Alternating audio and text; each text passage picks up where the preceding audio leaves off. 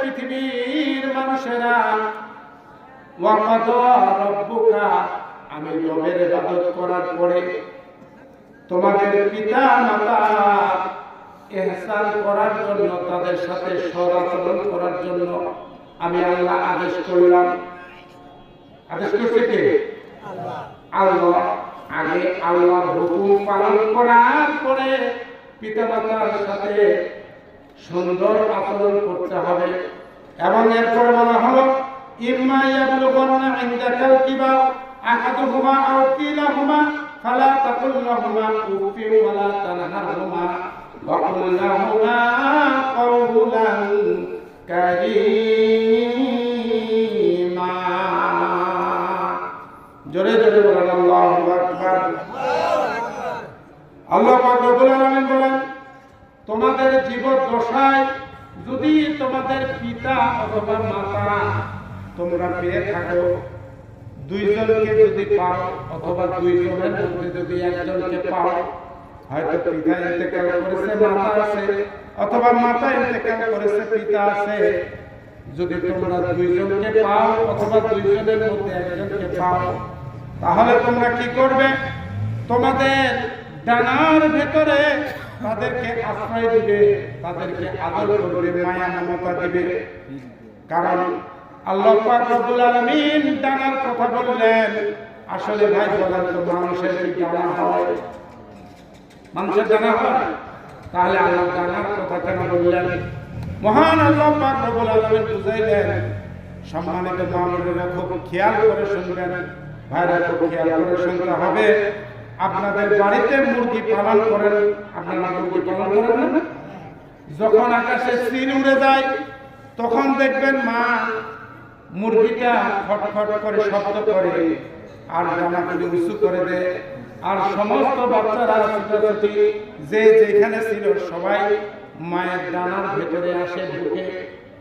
এই ডানার ভেতরে যখন ঢুকে, মা পাখিটা চাপ দিয়ে বাচ্চাদেরকে সিলের হাত থেকে রক্ষা করে। কারণ এই পাখির ডানার ভেতরে যে পশমগুলি আছে সেগুলি খুব মলিন, খুব কোমল, এখানে তারা নিরাপদে থাকবে।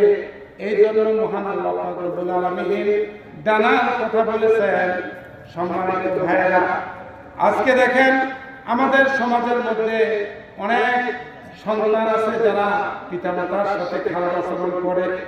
ইউটিউবে কিছুদিন আগে দেখছেন বগুড়ার এক সন্তান তার মাকে হত্যা করে সে ডিপ ফ্রিজের মধ্যে ঢুকে রাখছে। দেখেন, জানেন না ঘটনা? তাহলে আমাদের সমাজের কথায় কত নিচু মানে হয়ে গেছে। আল্লাহ পাক রব্বুল আলামিন বলছে, তোমাদের পিতা এবং মাতা এই দুইজনের একজনকে যদি পাও বা দুইজনকে যদি পাও, তাহলে তোমাদের ডানার ভিতরে তাদের আশ্রয় দাও। সম্মানিত ভাইরা আমার, কারণ একজন মা যখন গর্ভবতী হয়ে থাকে, আপনারা তো স্বামী আছেন, আপনাদের স্ত্রীরা গর্ভবতী, যখন মা গর্ভবতী হয়, মায়ের যে বাচ্চা ধারণ করার যে থলিটি, এটা মেডিকেল সায়েন্স বলছে 10 ইঞ্চি মাত্র। কত ইঞ্চি? 10 ইঞ্চি মাত্র। কিন্তু যখন এই বাচ্চাটি 7 মাস অতিক্রম করে, 7 মাসের পরে 7 মাস পর্যন্ত বাচ্চাটি লম্বা হয় 10 ইঞ্চি পর্যন্ত, কিন্তু 7 মাস পরে এই বাচ্চাটি ধীরে ধীরে আরো বাড়তে থাকে, বাড়তে বাড়তে 5 ইঞ্চি পর্যন্ত আরো লম্বা হয়ে যায়। কত ইঞ্চি হয়? আরো 5 ইঞ্চি। তাহলে 10-এর সাথে 5 হলে কত হলো? 15। এই 15 ইঞ্চি যখন বাচ্চা লম্বা হয়ে যায়, জনম দুঃখিনী মা খাইতে পারে না, সুন্দর মতো ঘুমাতে পারে না, এক পাশে শোয়। আবার যখন বাচ্চা লাথি মারে আরেক পাশে উঠে, আবার যখন মা খাইতে বসে বাচ্চা যখন লাথি মারে, আল্লাহ রাসূল সাল্লাল্লাহু আলাইহি ওয়াসাল্লাম হাদিসের মধ্যে বলেছেন যে একটি সন্তান যখন মায়ের গর্ভের ভেতরে থাকে তখন এই সন্তানটি মায়ের কলিজায় সর্বনিম্ন 4,500 বার মায়ের কলিজায় লাথি মারে। কতবার? 4,500 বার সে লাথি মারে। আল্লাহ পাক রব্বুল আলামিন এই যে বাচ্চা 10 ইঞ্চি বাচ্চার যে থলিটা, এই থলিটা যখন বাচ্চাটা বড় হয় সেটা লম্বা হয়ে যায়, আর মার কলিজাটা আরো 5 ইঞ্চি আল্লাহ উপরে উঠে দেয়। এই জনমুখী মা যাদের ঘরের মধ্যে আছে ভাইরা, ভুল ত্রুটি করে থাকলে মায়ের পা ধরে ক্ষমা দিবেন। আল্লাহ রাসূল সাল্লাল্লাহু আলাইহি ওয়াসাল্লাম হাদিসের মধ্যে বলেছেন, ইন্নাল জান্নাতা তাহতা আকদামিল উম্মাহাত। দুনিয়ার সন্তানেরা রে, তোমাদের মায়ের পায়ের নিচে তোমাদের জান্নাত। সম্মানিত ভাইরা আমার, জাহেরি জামানায় মেয়েদের কোনো সম্মান ছিল না। আল্লাহ রাসূল সাল্লাল্লাহু আলাইহি ওয়াসাল্লামের একজন সাহাবী, তাহিয়াতুল কালবি সাহাবী, আল্লাহ রাসূল সাল্লাল্লাহু আলাইহি ওয়াসাল্লামের সামনে গিয়ে কাঁদতেছে, ইয়া রাসূলুল্লাহ, আমার জীবনের গুনাহ কি আল্লাহ মাফ করে দিবে? আল্লাহ রাসূল বললেন, জাহেলি জামানায় তুমি যা পাপ করেছো, ঈমান আনার সাথে সাথে তোমার সমস্ত জীবনের গুনাহ আল্লাহ মাফ করে দিয়েছে। সাহাবী তারপরেও কাঁদতেছে, ইয়া রাসূলুল্লাহ, ইয়া হাবিবাল্লাহ, আল্লাহর রাসূল, আমার মনে হয় আমি যে জঘন্য খারাপ কাজ করেছি, আল্লাহ মনে হয় আমাকে মাফ করবে না। আল্লাহ রাসূল বললেন, তুমি কি এমন পাপ করেছো যে তোমার মনে হচ্ছে ঈমান আনার পরেও তোমার গুনাহ মাফ হয়নি? কি এমন কাজ করেছো? সাহাবী বলতেছে, ইয়া রাসূলুল্লাহ, আমি একজন ব্যবসায়ী, আমি ব্যবসার কাজের জন্য বাইরে যাইতাম, বাইরে থেকে ব্যবসা করে আসতাম, কিন্তু এক সময় আমার স্ত্রী গর্ভবতী, আমি ব্যবসার কাজের জন্য বাইরে যাচ্ছি, সিরিয়া প্রদেশে যাচ্ছি। ইয়া রাসূলুল্লাহ, আমি যখন বাইরে ব্যবসার কাজের জন্য যাচ্ছি, আমার স্ত্রীকে আমি আদেশ করে দিলাম, স্ত্রী তুমি তো গর্ভবতী, তোমার গর্ভ থেকে যে সন্তান পৃথিবীতে আসবে, যদি সেটা পুত্র সন্তান হয়, ছেলে সন্তান হয়, তাহলে তুমি সন্তানকে বাঁচাই রাখবে, আর যদি কন্যা সন্তান হয় তাহলে তুমি ওই কন্যা সন্তানকে গলা টিপে হত্যা করবে। এরকম আদেশ করে দিলাম। কিন্তু ইয়া রাসূলুল্লাহ, আমি যখন ব্যবসার কাজ শেষ করে বাসায় আসলাম, আমার স্ত্রী এর মধ্যে বাচ্চা প্রসব করেছে এবং এই সন্তানটিকে আত্মীয়র বাড়িতে রেখে সে লালন পালন করে বড় করেছে। আমি যখন বাসায় আসলাম, বাসায় আসার পর 2-1 দিন পর আমার স্ত্রী আত্মীয়র বাড়ি থেকে আমার ওই কন্যা সন্তানটি নিয়ে আসলো। নিয়ে আসার পরে আমার সাথে পরিচয় করে দেওয়া হলো।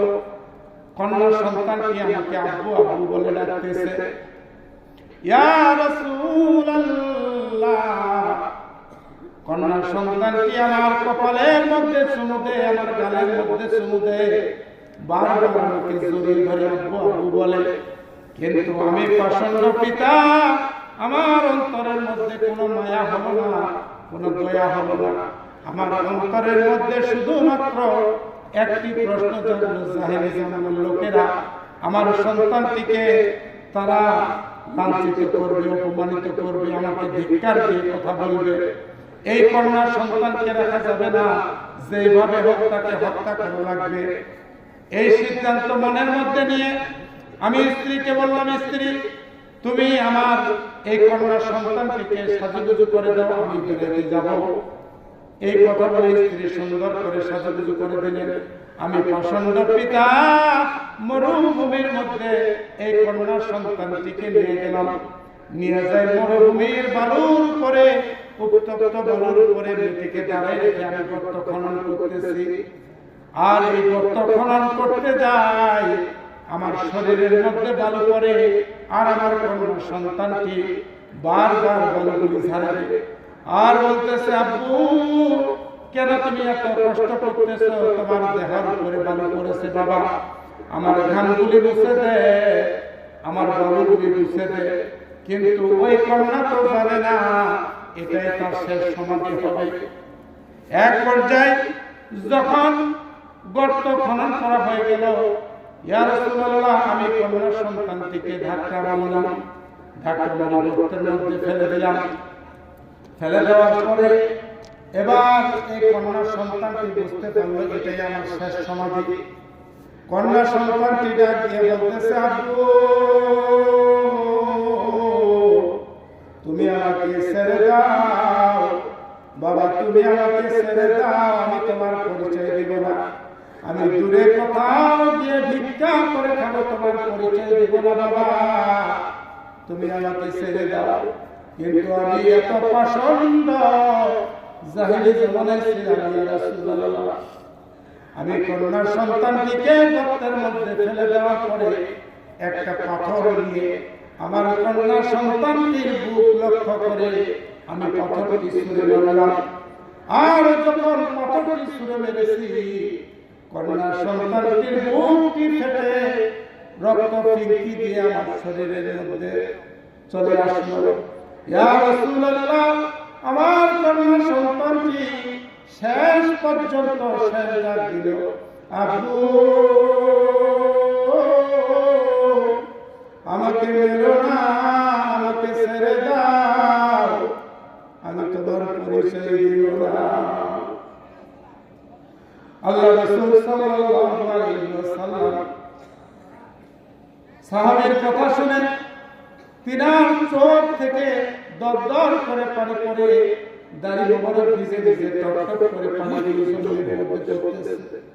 আল্লাহ রাসূল বললেন, মানুষ এত জঘন্য হতে পারে? তুমি যা ভুল করেছো জাহিলি জামানায় সমস্ত ভুল আল্লাহ তোমার মাফ করে দিয়েছে। সম্মানিত ভাইরা, সম্মানিত মা বোনেরা, জাহিলি জামানায় আপনাদের কোনো সম্মান ছিল না। আল্লাহ রাসূল সাল্লাল্লাহু আলাইহি ওয়াসাল্লাম আপনাদের সম্মান মর্যাদা বৃদ্ধি করে দিয়েছে। আজকে আমাদের মায়েরা বোনেরা বেপরোয়া হয়ে চলাফেরা করে। সম্মানিত ভাইরা, আমি যে 6টি পয়েন্টের কথা বলেছি, এই 6টি পয়েন্টের মধ্যে আমরা কয় নাম্বার গেছি?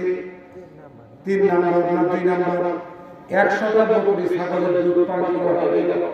3 নাম্বার পয়েন্ট হলো ওই যে আব্দুর রহমান বলতেছে, দাঁড়ানোকে দাঁড়ান, এবার তুমি বলো তো দেখি, আমি একটি বকরি ছাগল দেখলাম, এই বকরি ছাগলের পিঠের উপরে একজন মানুষ বসা, একজন লেজ ধরে টানতেছে, একজন আবার সেখান থেকে দুধ গ্রহণ করতেছে।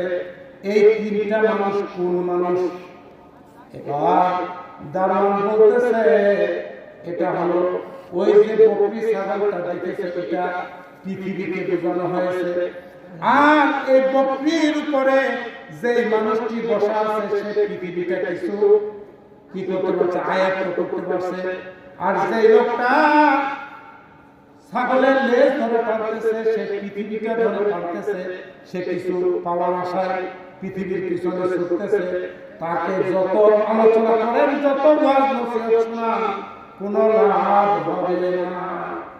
আবার যে লোকটি ওই বকরি থেকে দুধ দহন করতেছে, অর্থাৎ একটা বকরির পেটের ভিতরে যেরকম গোবর আছে, পেশাব আছে, আবার এই বকরির পেটের ভিতরে আল্লাহ উত্তম দুধের ব্যবস্থা করে দিয়েছে।